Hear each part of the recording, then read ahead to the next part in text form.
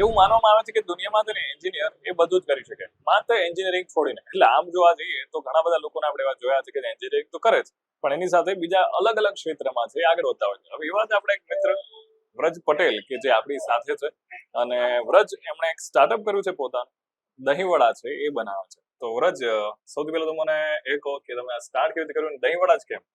એટલે શું છે કે મેં વર્ષ 2020માં ગાંધીનગરથી આઈટી એન્જિનિયરિંગનો અભ્યાસ પૂરો કર્યા પછી હું ઘરે એમનામ જ બેસતો હતો, વિચારતો હતો કે ભાઈ હવે આગળ શું કરવું. કેમ કે શું છે, મને પહેલેથી આઈટીમાં થોડોક ઓછો ઇન્ટરેસ્ટ હતો, તો એટલા માટે તો પછી મેં વિચાર કર્યો કે હવે કંઈક નવું કરી શકાય એમ. તો એ જ સમયમાં આપણે MBA ચાયવાલા જે છે પ્રફુલ બિલ્લોએ, તો એ થોડા ઘણા ફેમસ થયા હતા, તો એમના મેં યુટ્યુબમાં થોડા ઘણા વિડીયો જોયા હતા. તો એના પરથી મને વિચાર આવ્યો કે આવું કંઈક સ્ટાર્ટઅપ કરી શકાય, કેમ કે એમને પણ બેઝિકલી અમદાવાદથી જ સ્ટાર્ટ કર્યું હતું. તો મેં પછી વિચાર્યું કે હવે શું કંઈક આવું નવું કરી શકાય એમ. તો શરૂઆતમાં મેં ચાનો બિઝનેસ વિચાર્યો હતો કે ભાઈ આપણે કંઈક ચા તો ચાલે, એ તો કંઈક ચાનો બિઝનેસ વિચાર્યો હતો કે ભાઈ આપણે કંઈક વેચીએ ચા. પણ પછી મેં વિચાર્યું કે આ તો કોમન છે બિઝનેસ, આમાં કંઈ નવું છે નહીં. તો પછી મેં શરૂઆતમાં અમારે ત્યાં પાટણમાં એક અલગ પ્રકારના વડાપાઉં મળે છે. અચ્છા. તો મેં તે સ્ટાર્ટ કર્યું શરૂઆતમાં કે ભાઈ આ ક્યાંય મળતા નથી તો લાવો. એમાં શું હતું અલગ? એટલે એમાં અલગ હતું કે એમાં આપણે ગ્રેવી વાળા વડાપાઉં હતા. અચ્છા. ટામેટાની ગ્રેવી આવે એમાં, તો એ પ્રકારના હતા. તો મેં શરૂઆતના 2-3 મહિના હું અમદાવાદને એક્સપ્લોર કર્યું. શરૂઆતમાં હું ફર્યો તો બહુ જગ્યા માટે, બધું સમજવા માટે. તો પછી એ બધું ફર્યા પછી મેં અંતે અહીંયા નારણપુરામાં વિચાર કર્યો કે અહીંયા મારું સ્ટાર્ટઅપ શરૂ કરી શકું. તો પછી મેં અહીંયા આપણે BSNL નારણપુરા જ્યાં ઓફિસ છે, ત્યાં આગળ મેં મારા જન્મદિવસના દિવસે 28 એપ્રિલ 2022ના રોજ અહીંયા જ મેં મારી લારી ચાલુ કરી આપણે વડાપાઉંની. તો પછી મેં 2 અઠવાડિયા વડાપાઉં વેચ્યા હતા. અને કેમ કે શું છે કે મારે થોડો અનુભવની કમી હતી, તો એના કારણે મને એમ લાગ્યું કે આમાં મહેનત વધારે છે અને વળતર ઓછું છે. તો એના કારણે હું ત્યાં લગભગ 4-5 જગ્યા મેં બદલી હતી. તો એ બદલ્યા પછી મને વિચાર આવ્યો કે આમાં કઈ મને મજા નથી આવતી, તો હવે કંઈક અલગ વિચારી શકાય. તો પછી હું યુટ્યુબ જોતો હતો, આપણે જેમ રીલ્સ ને બધું જોતા હોઈએ, તો એ હું જોતો હતો. તો મને એક વિડીયો ધ્યાનમાં આવ્યો. બેઝિકલી આ દિલ્હીનો વિડીયો છે, અને ત્યાં આગળ એક મુકેશ શર્મા કરીને એક કાકા છે, તો ત્યાં વર્ષોથી તેઓ દહીં ભલ્લા વેચે છે. તો મેં વિચાર કર્યો કે આ આઈટમ ક્યાંય મળતી નથી અમદાવાદમાં, અને મળે પણ છે તો કોઈના ધ્યાનમાં નથી એટલી બધી. તો પછી મેં બધું જ કમ્પ્લીટલી સમજી વિચારીને મેં બેઝિકલી આખી રેસીપી યુટ્યુબમાંથી શીખી છે. હું કોઈની પાસે શીખવા પણ નતો ગયો, બરાબર છે. તો બેઝિકલી મેં બધું જ કમ્પ્લીટલી યુટ્યુબમાં શીખીને હું શરૂઆતમાં તો 1 જૂન 2022 અહીંયા આપણે ત્યાં વિજયનગર 4 રસ્તાના થોડાક આગળ જ પેલા મેં લારી ચાલુ કરી હતી. પણ પછી મને શું છે કે સામેથી એક બેન આવ્યા, તો એમને ના પાડી કે ભાઈ અહીંયા તમે ના ઉભા રહો. બરાબર. હા, તો પછી મેં વિચાર કર્યો કે વારંવાર જગ્યા બદલું એના કરતા થોડીક સ્ટેબલ જગ્યા મળી જાય તો એ વધારે અનુકૂળ રહેશે. તો પછી મેં 1 જૂન એક દિવસ મેં લારી ચલાવી, પછી મેં બંધ કરી, અને પછી હું 20-25 દિવસ સળંગ અમદાવાદમાં જગ્યા શોધતો ફરી. મતલબ લારી લઈને તમે ફરતા હતા? નહીં, લારી તો મેં એક જગ્યાએ મૂકી હતી, ને ઉપર મેં બોર્ડ મારી હતું કે ભાઈ મારું નામ આ છે, મેં આજના સ્ટાર્ટઅપ કર્યું, તો જગ્યા મળતી નથી મને, થોડાક દિવસો માટે મને લારી તમે અહીંયા મૂકવા દો. તો પછી મેં 20-25 દિવસ જેવી ત્યાં લારી મૂકી, અને હું 20-25 દિવસ જગ્યા આવી રીતે શોધતો હતો. તો પછી મને આવી રીતે ભટકતા ત્યાં આગળ વિજયનગર રેલવે ક્રોસિંગ પહેલા જ વિવેકનગર સોસાયટીની બાજુમાં જ મને જગ્યા મળી ગઈ. તો મેં કીધું કે લાવો અહીંયા હું સાહસ કરી શકું એમ. તો પછી મેં તો આવી રીતે કોઈને પૂછ્યું નહોતું, પણ મેં આવી રીતે જ 21 જૂન આપણે જેમ યુગ દિવસ છે, તો એક દિવસે મેં એક દિવસે મેં ચાલુ કર્યું. તો શું છે, ધીરે ધીરે મેં થોડોક સોશિયલ મીડિયાનો ઉપયોગ કર્યો. મતલબ કે થોડુંક ભણેલા ગણેલા છીએ, તો મને ખબર છે સોશિયલ મીડિયાની તાકાત શું છે. તો એનો મેં ધીરે ધીરે ઉપયોગ કર્યો. જેમ તમે ટ્વિટર, મેં શું છે જનરલી કોઈ ટ્વિટર વાપરતું નથી, પણ મને ટ્વિટર શું છે મને ખબર છે એમ કે ટ્વિટરમાં કેવું છે કે મોટાભાગના લોકો સુધી પહોંચવું તો એમાં થોડુંક તમે પ્રમોશન કરો તો વધારે સારું.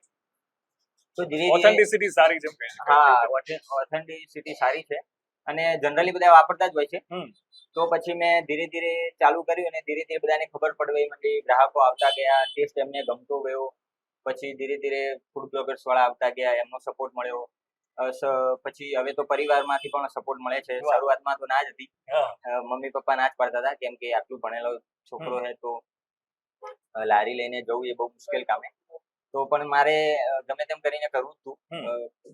મેં મમ્મી પપ્પાને કીધું હતું કે હું પાછો નહીં આવું ઘરે. તો પછી ધીરે ધીરે કરતા કરતા ગયા અને ત્યાં સારો એવો સપોર્ટ મળ્યો. મેં લગભગ ત્યાં 1.5 વર્ષ જેટલી લારી ચલાવી. બરોબર. વિજયનગર 4 રસ્તા. પછી મેં વિચાર્યું કે હવે એક સ્ટેપ આગળ વધી શકાય. તો પછી મેં અહીંયા 10 સપ્ટેમ્બર 2023 ના રોજ અહીંયા શોપ લીધી છે અંકુર સોસાયટી વિભાગ 2 ની બાજુમાં. ભગવાનની કૃપાથી તમારા બધાના સપોર્ટથી સારી ચાલે. અરે વાહ. તો મને એમ કહું કે તમે અત્યારે સ્ટાર્ટ કરી દીધું છે, હવે માગા આવે છે ખરા તમારા? અરે એ બધું તો મેં હું કઈ વિચારતો નથી માગાની બધું તો.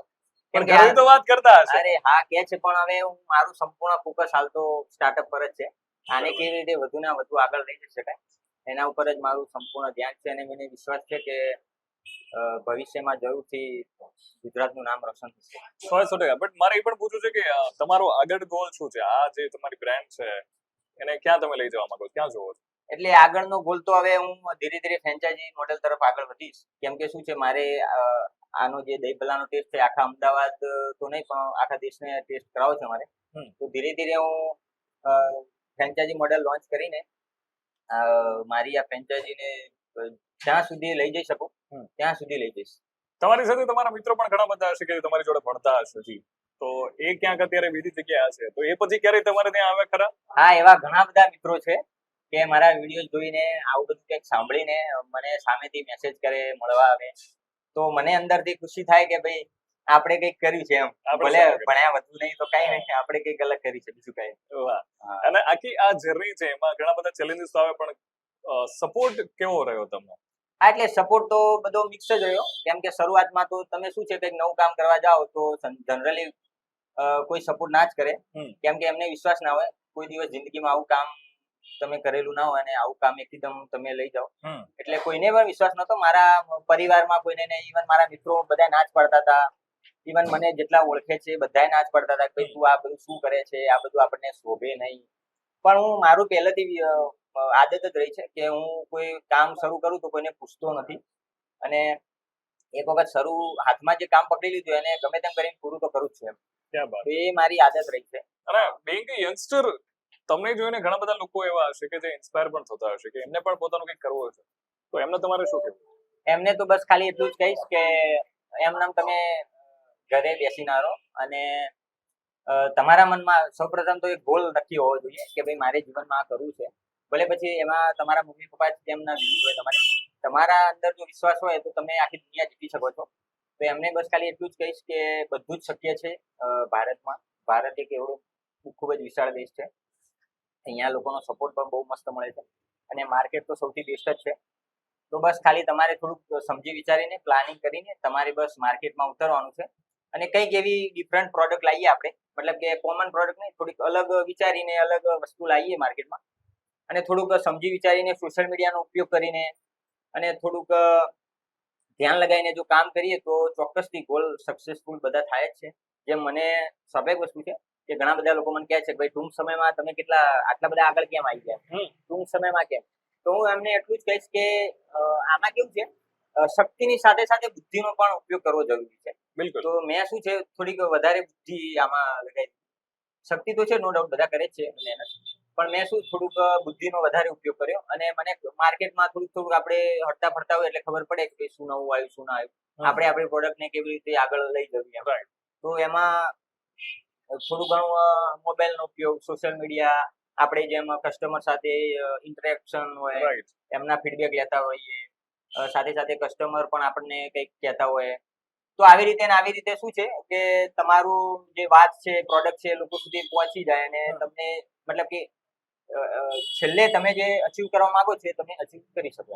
આનું નામ તમે મોજીલા દહીં ભલ્લા કેમ રાખ્યું? એટલે આમાં કેવું થયું, શરૂઆતમાં હું વિચારતો હતો કે ભાઈ શું નામ રાખી શકાય. તો અમારે ત્યાં મહેસાણામાં એક મોજીલું મહેસાણા કરીને મેં વચ્ચે ઇન્સ્ટાગ્રામમાં પેજ જોયું હતું એ દિવસોમાં. તો મેં કીધું આ મોજીલું મહેસાણા એટલે કંઈક હશે કંઈક, પણ મોજીલું મહેસાણા એટલે જે મોજમાં હોય આગળ મોજીલા લગાવે. બિલકુલ. મેં કીધું લાવો ને આપણે કંઈક ડિફરન્ટ કરીએ, તો એ મોજીલું મહેસાણા પરથી મેં મોજીલા નામ પાડ્યું છે. વાહ, ખૂબ સરસ. હા. સો all the very best. Thank thank you and we wish you all best કે વધારે Thank વધારે તમારું જે સપનું છે જી કે ફ્રેન્ચાઇઝી આપવાનું, એ ફ્રેન્ચાઇઝી તમે ખાલી ગુજરાતમાં જ નહીં પણ ભારત બધામાં આપો અને તમારું, તમારા પરિવારનું, ફેમિલીનું જે નામ છે રોશન કરો. Thank you. Thank you. અને તમે અહીંયા આવ્યા એ બદલ તમારો ખૂબ ખૂબ આભાર. આવી રીતે સપોર્ટ કરતા રહો. મને સાથે સાથે મારા જેવા બીજા ઘણા બધા છે અમદાવાદમાં, તો એમને પણ સપોર્ટ કરતા રહો એ મારી તમને શુભકામનાઓ.